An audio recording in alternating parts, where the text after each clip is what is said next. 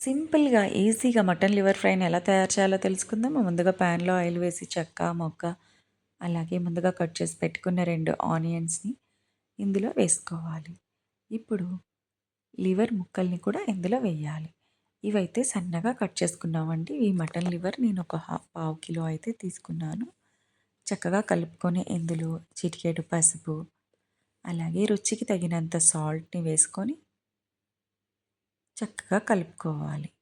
ఒక 2 నిమిషాలు కలుపుకొని మూత అయితే పెట్టేసి మగ్గనివ్వాలండి.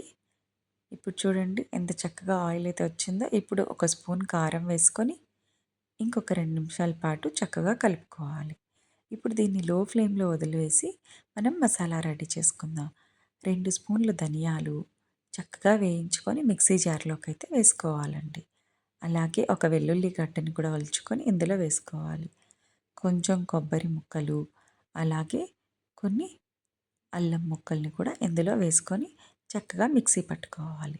మన ముక్కలైతే ఆల్మోస్ట్ కుక్ అయిపోయాయండి. ఇప్పుడు మనం మసాలాను కూడా వేసుకొని చక్కగా 2 నిమిషాల పాటు మిక్స్ చేసుకొని కొత్తిమీరతో గార్నిష్ చేసుకుంటే wow! Super tasty mutton liver fry అయితే రెడీ అయిపోయిందండి.